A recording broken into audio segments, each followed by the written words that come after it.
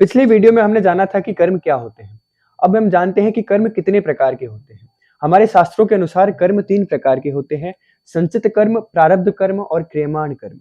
संचित कर्म ये हमारे अनंत जन्मों के संचित कर्मों के भंडार हैं। प्रारब्ध कर्म जिसके द्वारा हमें यह शरीर प्राप्त होता है, यही कर्म हमारा जन्म, मृत्यु, देह, रोग, सुख, दुख सभी निर्धारित करते हैं। उसके बाद आता है क्रियमाण कर्म। यह कर्म जो हम वर्तमान में कर रहे हैं वो कर्म, और यही कर्म हमारे भविष्य के संचित कर्म के रूप में प्राप्त होते हैं। अब यह प्रश्न बनता है कि मृत्यु के समय कर्म कैसे काम करता है। तो गीता में भगवान कहते हैं कि अंत समय में जैसा व्यक्ति का भाव होता है वही उसका अगला जन्म तय करता है।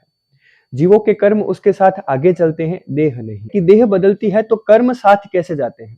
तो गीता में भगवान कहते हैं कि आत्मा जैसे वस्त्र त्यागते हैं वैसे ही आत्मा शरीर त्याग करके नया शरीर धारण करती रहती है। इसी प्रकार से जो कर्म है वो हमारे सूक्ष्म शरीर के साथ आगे चलते रहते हैं, आत्मा केवल साक्षी बनी रहती है। अब प्रश्न बनता है कि क्या कभी कर्म नष्ट होते हैं या खत्म होते हैं।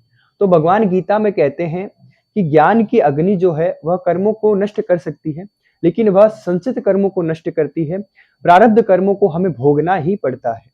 ऐसा ही शांकर भाष्य में मिलता है कि ज्ञान की अग्नि संचित कर्मों को नष्ट करती है और प्रारब्ध कर्मों को हमें भोगना पड़ता है। मोक्ष में कर्मों का क्या होता है। तो मंडूक उपनिषद में यह बात आती है कि अज्ञान के नष्ट होते ही कर्म का फल, कर्म का बंधन नष्ट हो जाता है। कर्म नष्ट नहीं होते, कर्मों का बंधन नष्ट हो जाता है मोक्ष में। इन सभी बातों से अंतिम निष्कर्ष यही निकलता है कि आत्मा अकर्ता है, वह कर्म नहीं करती। देह बदलती रहती है, कर्म साथ जाते रहते हैं। कर्मों के कारण ही जन्म और मृत्यु निश्चित होती है। ज्ञान की अग्नि से संचित कर्मों को नष्ट किया जा सकता है और शरीर रहते प्रारब्ध को भोगना ही पड़ता है। और मोक्ष में कर्म नष्ट नहीं होते, कर्मों का बंधन नष्ट होता है।